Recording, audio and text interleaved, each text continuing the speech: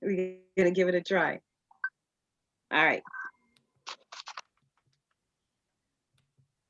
Happy New Year to the State of the African Diaspora, all members of Parliament, all citizens, and all citizens to be. We welcome you to a very special moment in time as we are embarking on 2021.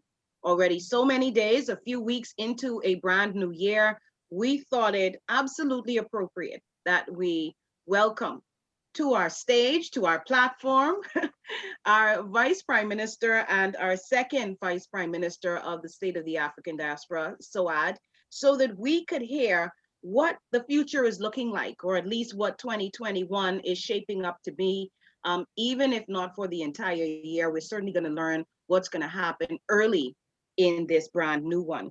And so we hope that you're having a great new year so far, despite the many challenges we see all around. And of course, well wishes are always with you.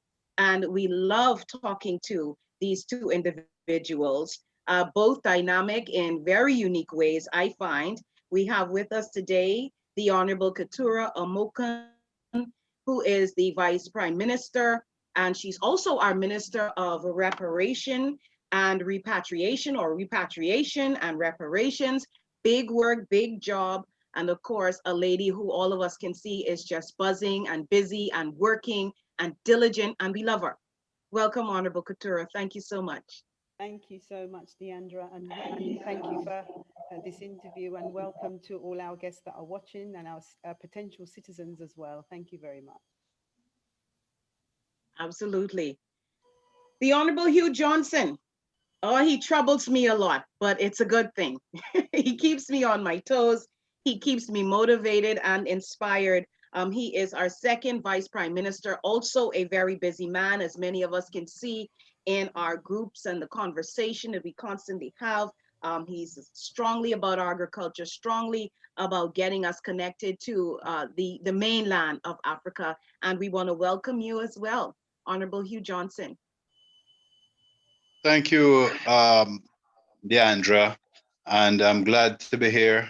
I'm happy to be a part of this noble movement, and I'm sure together we'll all achieve more. Absolutely, and it is a noble movement. I love this phrase I found, or this moment that was captured by, of Marcus Garvey, and he says that progress is the attraction that moves humanity, and I think that's what's moving us along. We are progressing. And in progressing, that means we are working. We are working. Some of you may be saying, oh my goodness, how many messages am I getting in the group that I'm a part of and so on? But that's because we are indeed progressing.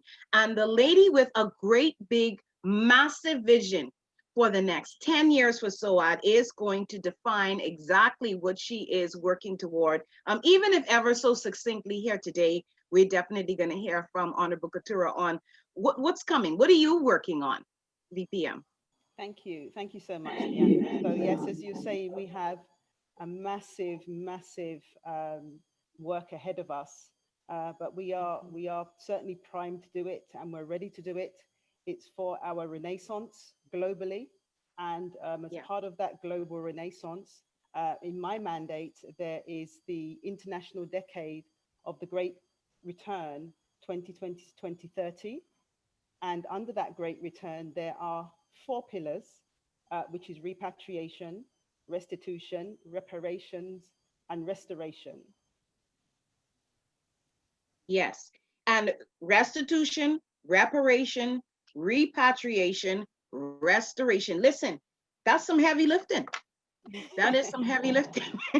Mm, Restitution. Let's talk about that first. We all need to be restituted up in here. We need to be restituted because so much has been lost. How are we going to gain? What's the plan at this stage? yes, so thank you. The plan is very in depth. It needs to be addressed at many levels and from many angles, Yeah. because our restitution is referring to our artifacts, our lost artifacts or our stolen artifacts that have been dispersed out into the diaspora, out into the world outside of Africa. 90% of all our treasures are outside of the continent, if not more. And we are seeking the adoption the resolution that was adopted by the European Parliament on March 26, 2019. And that resolution said that it recalls that some member states have taken steps towards meaningful and effective redress for past injustices and crimes against humanity. So we are having a meeting shortly, not too long from now, with the European Parliament to follow up on that resolution, to have a plan of action, meaningful action to redress the return of our artifacts back to their points of origin. And so we also have lobbied last year, towards the end of last year, we lobbied the auction houses, the main two, the biggest ones, which was Christie's and Sotheby's, who were continuing to sell our stolen treasures on the open market in their auction houses. And our artifacts are actually going and being sold for millions. One particular one went for 2 million. They can actually go up to $5 million. So we are looking to address these head on with the auction houses. They have to be brought to task. And equally look into their archives. We're actually to seek their archives to find out where our African artifacts and who they were sold to. We're also approaching the museums and of course, you know, as far as possible, go to the private collectors to request that they, you know, return it back into the custody of their point of origin.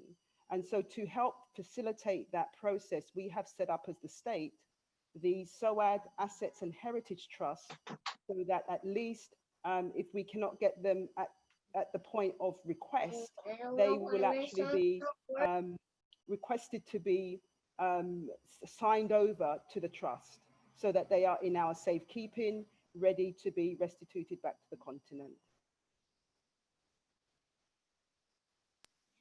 And the restitution work we hear, it's quite a big body of work. And yes, I do remember that accomplishment last year, and definitely we hope to have more of the same in this new one. But it's sort of, it rolls right in quite neatly into reparations, which is along the same lines.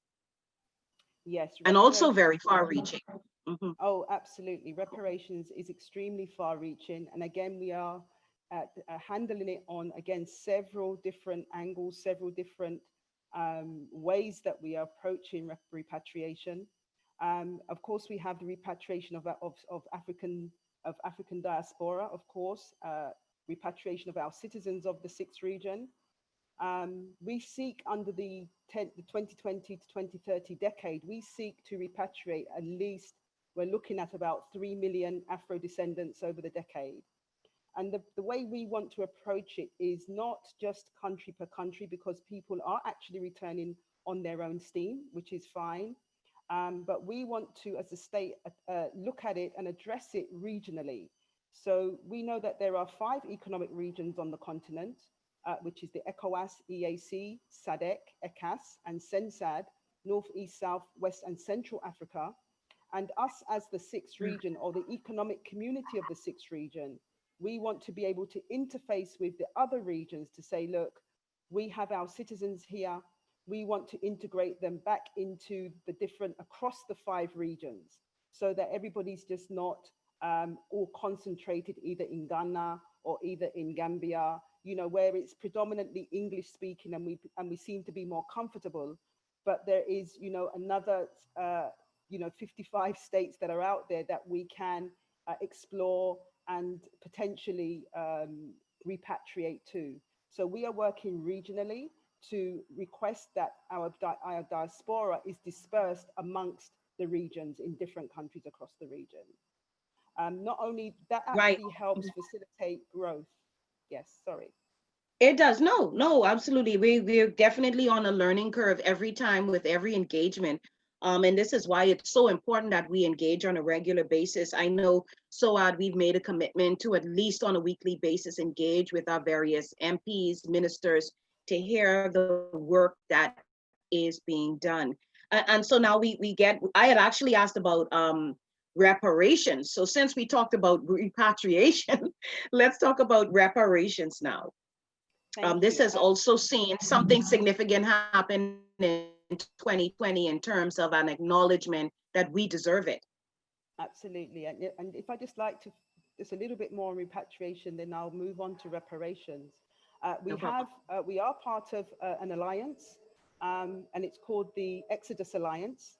And that is a consortium of ourselves and three other organizations, the UNIA, Made in Africa Project, and the Sankofa Repatriation Program.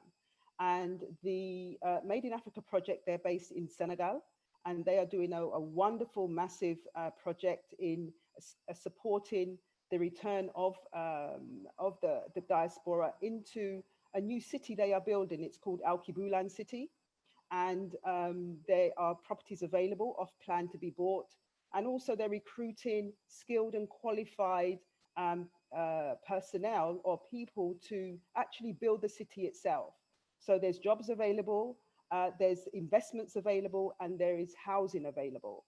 And also in Ghana, where the Sankofa repatriation is based, they are actually supporting financially people that would like to return to Ghana and set the families up in business, and support them through their transition back into the continent, into Ghana. And of course, the UNIA, they are functioning and supporting diaspora in Sierra Leone. And again, one of our alliances is the Sixth Region African Diaspora Alliance out of Tanzania, who is also helping individuals to settle in Tanzania. So there is a very comprehensive program going on. I'm sure this repatriation is going to grow. There is more in terms of the African kingdoms, in terms of the diaspora reintegrating back into their kingdoms, be it through their genetic lines, through their DNA lines, or Right. be it through choice. This is amazing. This is amazing. Jobs, investment, and housing, all that support. And this is happening mainly in those African countries that you mentioned, or is this Africa-wide, or sub-Saharan Africa? This is predominantly sub-Saharan Africa. These four, the countries I mentioned are just the starting point. And of course, this is going to grow. Yes, when we start to engage regionally, this outreach will actually grow very exponentially in sub-Saharan Africa, yes. Fantastic. Reparations. This is a big topic, especially for us in the Caribbean region. As you know, I'm from Turks and Caicos Islands, the Bahamas. And by the way, my name is DeAndre Hamilton. And, you know, we are talking about this, especially given that we are trying to radically, progressively, revolutionarily move out of this colonialism and get a payback, because there's been great abuses, just great abuse. And we have no recourse in most cases. It sort of left us starving, dried out. And we know that there's a move and an acknowledgement, I can call it, that yes, indeed, that has happened, and there is an owed. Absolutely. And the way we want to, obviously, you know, reparations actually encompasses, and if we even look in the dictionary, it actually speaks of the Ma'afa. And the Ma'afa is the African Holocaust, or the Holocaust of enslavement. And you will find this, you know, on Google, in any dictionary, you will find the word Ma'afa. And it's the African Holocaust, or the Holocaust of enslavement, is the history and ongoing effects of the atrocities inflicted on African peoples, particularly committed by non-Africans. And in many instances, this has continued to the present day through imperialism, neo-colonialism, and other forms of oppression. So we intend to look at reparations in the forms of acknowledgement, reconciliation, and atonement via financial remunerations for crimes against humanity. And one of the words that we need to get into our vocabulary is called the Mangamizi. And the Mangamizi is the descendants of the slaves from Africa who were trafficked to and enslaved in the Caribbean, Europe, and the Americas. So the way we want to approach reparations is not as has been happening, which is through individual organizations, particular institutions that are approaching certain sectors of the governments to pay reparations, but we want to tackle our reparations movement as the economic community of the sixth region, so that we are speaking with one voice and one aim and one destiny in terms of the recognition and the reconciliation and atonement of the African Holocaust as it pertains to the Western world. So the impact will come speaking as one region, and this is where we are working. This is why the economic community is so powerful, because it incorporates all of the CARICOM nations and all the Latin America. We stretch out to Asia, we stretch out to the Pacific, and we are harnessing all of that speaking and voice power to bring the reparations topic to the table as a whole region of the diaspora. Right. Just you giving that term Mangamizi, I mean, we are learning so much about what our peoples have gone through, how they persevered, and do your previous R's of restitution, reparations, and repatriation then mean restoration, or is restoration just a different platform altogether for you? Yes, I mean, they're all very much interconnected, and it's about a return to the continent. Of course, restoration is to do with the kingdoms of Africa. So when I mentioned about the citizens or our African diaspora returning to the continent and integrating back into the kingdoms, it's actually giving the kingdoms back their power. Because when we were taken, or our ancestors were taken, we weren't taken from governments. At the time, governments weren't set up. We were taken from kingdoms. And so we are actually restoring and giving back the power to the kingdoms by integrating back into the kingdoms as diaspora, recognizing the kingdom we came from, whether it be through our DNA or by choice, and actually getting our names or being renamed according to the kingdoms by which we came from. And equally, again, empowering the kingdoms, we are empowering the kingdoms through the Lumi stimulus, which is all about the social economic growth that we can participate in as returning diasporans to help build back our own kingdoms. So do you get a chance to breathe? Not Monday to Friday. Not. No, only at weekends. And then it's difficult even then, yes.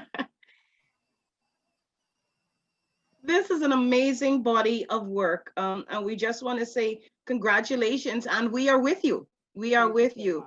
And what I think about you, I think your greatest strength is you're such a great communicator. You're reaching out to us. You are roping us in based on our skill set, our loves, and this is wonderful. Great to have you helping and leading the charge when it comes to our return to greatness.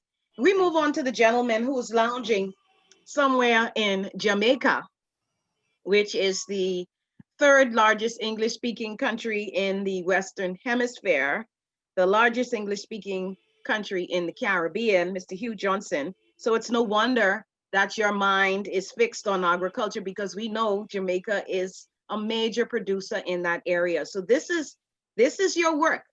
And I love that you say, yeah, I'm working on food security, but you know what? I'm focusing on food insecurity, which is great, because it means you're recognizing that there's some sort of a deficit and you are trying to right a wrong and regulate. Tell us about your work there, Honorable Hugh Johnson, who is our second Vice Prime Minister of SOAD. You're on mute, sir. Can I unmute you? Yeah, there we go. Thank you, Deandra. You're welcome. I'm honored to be a part of this noble movement, as I've indicated before, and to serve under the leadership of Dr. Tin and Vice Prime Minister Keturah. The area of focus that I've been assigned to is really to address the food insecurity on the globe as it relates to getting farmers up to speed to earn from their livelihood, equitable wages, and also to liberate themselves and their families. Um, because of that trust, we have embarked up on a establishment of a Pan-African agricultural commodity exchange that we using as a vehicle to achieve that objective. And I must say that I'm heartened to tell you that from across the globe, farmers are joining up this movement in droves. Um, South of us is our brothers from Brazil, the Colombos, and others in Brazil who, in recent years, Brazil has been the leader in corn production, chicken production, um, uh, other agricultural crops and commodities. They're a leading producer in those areas, and we are teaming up with them to ensure that um, value added is done in country and seamless dissemination of these products around the world at a fair price to the producer. Yeah. Another area that I've been asked to look at in a serious way is in the area of transportation, because as you would have known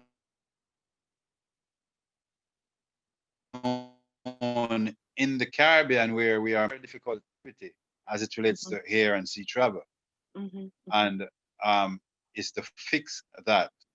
And as you would have seen too, over the last month or so, we started having direct chartered flights from mainland Africa to Jamaica in particular.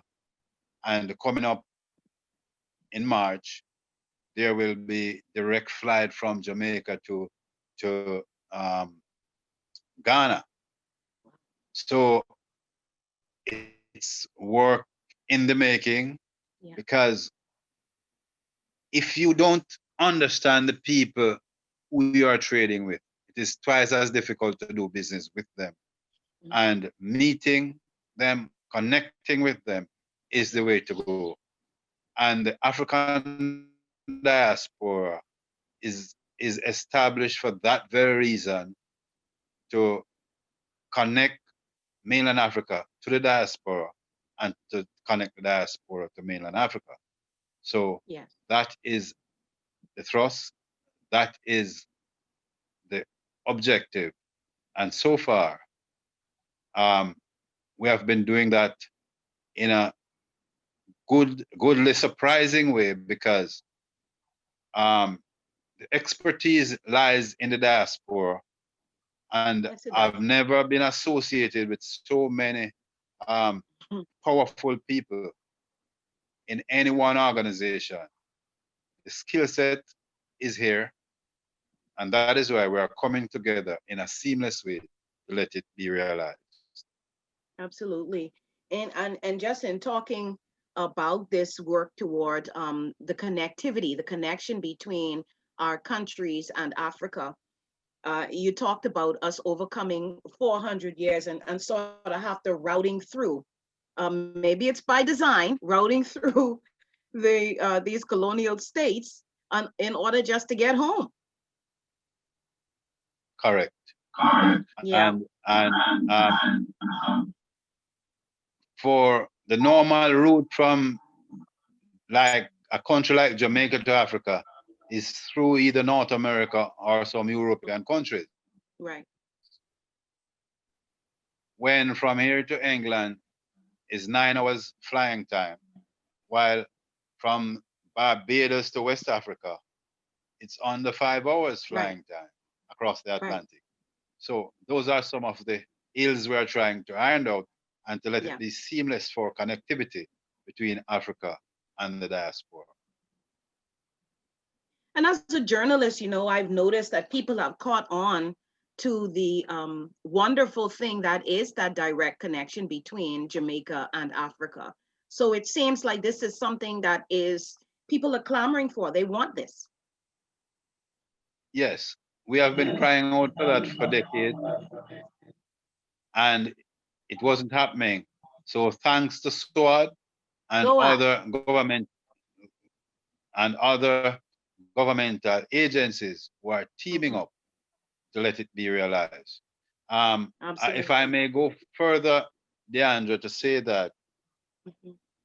the African kingdom has established their own currency, and out of abundance of love and appreciation for their diaspora and the suffering that the Africans have been going through for decades, for centuries, they have established a stimulus package for the diasporans to take us through this COVID crisis, because it has destroyed our livelihood, it has destroyed our survival ability, and for that, they have extended to us a stimulus of a monthly stipend of equivalent to 100 US per person per month, to help to at least ease some of the immediate pressures that you would face because of this Yeah. pandemic that is upon us. So we are asking all diaspora to log on to this and to be able to benefit from this generosity of the sixth region of Africa. Right. And it is a generosity, and yet so many of us are still not getting on board. Notice I said us. I'm in there. I'm in there. So we need to get on board. But you recognize that we need some help. We need some support. And you have a notion, you have an idea that you've been talking about doing, so that more of the members of parliament and of course the citizens are tapping into this Lumi country, Lumi currency, I should say. Pardon me. Well, um, I should let you know that the African Kingdom Lumi, which is Mhm. our currency, Mhm. um, it's not by accident why they have established their headquarters, cause it to be domiciled here in Akompong, Jamaica, Mhm. because it is very significant. The slave trade began in 1619, and just a little over 100 years after that slave trade began, the warrior spirit of our forefathers in Jamaica caused the British government to give them free passage, free area, to give them their sovereignty. And that first sovereignty was their Kompong Maroon in Jamaica. So it's significant that the African kingdom has decided to allow that headquarters to be domiciled here.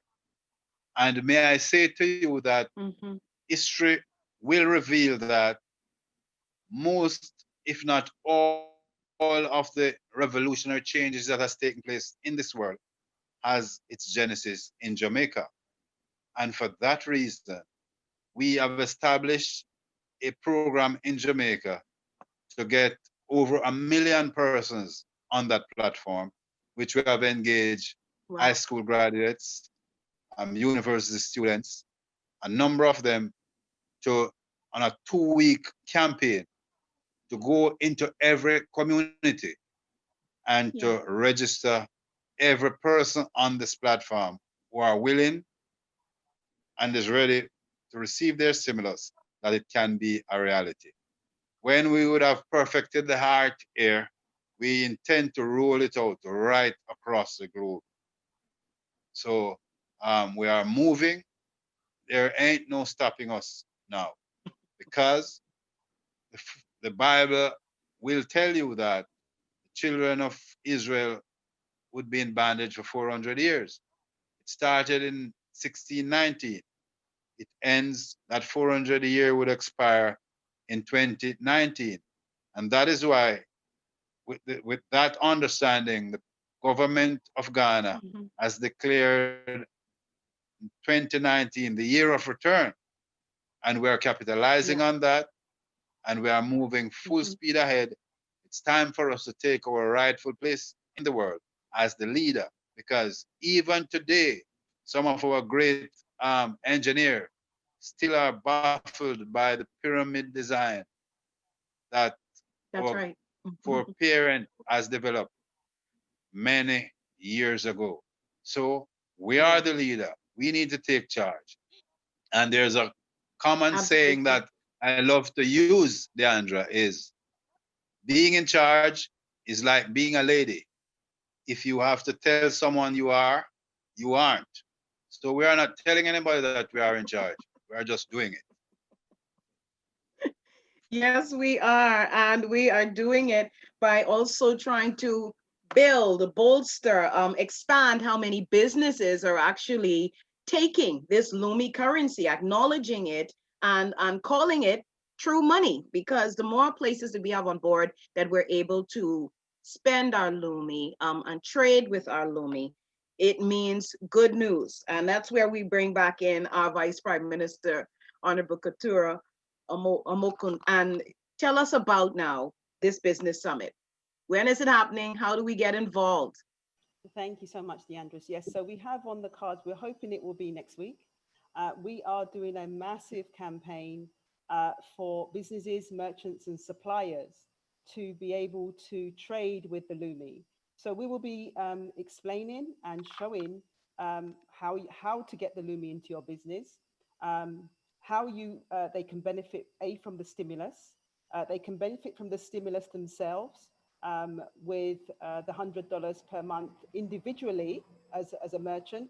They can also benefit from that stimulus as a business. So they can actually have $200 a month as an individual and as a merchant. So that is a good incentive. They also at their disposal is a line of credit to the tune of $10,000 worth of Lumi to be able to kickstart their businesses and also to encourage their supply chains, like their suppliers and also the merchants, to be able to facilitate the changeover. So we're not saying to businesses and merchants, just take all Lumi. Start to take Lumi along with your local currency. And in time, hopefully the Lumi will then become the method of exchange. Why? Because the Lumi is actually very powerful. It is actually backed Yes. by a commodity, whereas all the other fiat currencies are not backed by anything. And it's backed by solar renewable energy. And it's also pegged to, I think it's 0.256 grams of gold. So the Lumi value currently is $15.96 to one Lumi. So it's a very valuable currency. It's a very powerful currency. It is the currency of the economic community of the sixth region. That means it's an African diaspora currency for all African diaspora. It's also the official currency of the state of the African diaspora. So we are encouraging our citizens who come on board as citizens of the state.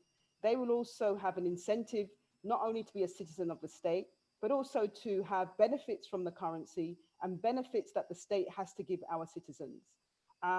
So we are having this wonderful summit for businesses. It will be an ongoing summit every Wednesday. And we will explain everything to the merchants, the businesses, and the suppliers, how they can benefit, how they can trade, how they can actually boost their business through trading with the Lumi, not only with Africa, because with one currency now, and with the launch of the Africa Free Trade Agreement on the 1st of January, we now have the world as our oyster. We can trade with every African country, and we can trade with every diaspora country using this one currency. This is truly the global Pan-African currency of the 21st century, where we no longer have to worry about conversion. So that with the Africa Free Trade Agreement, we will be able to trade with one currency and open those doors that have been closed to us for many, many, many, many years, that we can now trade with one currency. Well, undoubtedly, our Vice Prime Minister, the Honorable Keturah Amoako, is working. Undoubtedly, our Honorable Second Vice Prime Minister, Honorable Hugh Johnson, is working. And so that means SOAD is working. We are progressing and we are pulling everybody right along. And we can hear that at the start of a new year, as we continue to really unravel who we are and our benefits as we take on this new decade and join in the spirit of the end and rightful place that we should be assuming after 400 years of being distanced from Africa. We're getting there. We're moving somewhere. And I want to congratulate you both on the brilliant work you're doing, the projects you're spearheading. They are truly foundational. And I believe they are going to prove to be wonderful springboards to all of the other projects we have on stream for this year and well into the decade. Thank you, Honorable Keturah, for joining us today. Thank you so much, DeAndrea. Thank you. Thank you. You're welcome. Honorable Johnson, thank you so much for being a part of this session today. I believe it is truly informative, and it definitely gives us, even though a snapshot, a wonderful view of what this new year is looking like at this first quarter. Thank you very much, and continue to have a wonderful day. I'm DeAndre Hamilton, so happy to be serving you as the SOAD spokesperson, and I guess what, like host extraordinaire, along there with my amazing Minister of Communications, the Honorable Dennis Phillips. Hi, Dennis. Thank you so much for always being so ready and able and just talented at facilitating what we do as we continue to keep you informed. So stick and stay, as I would say on the radio. Stick and stay with us. Stay tuned. There is so much more, and the best is indeed yet to come. Thank you. You're welcome.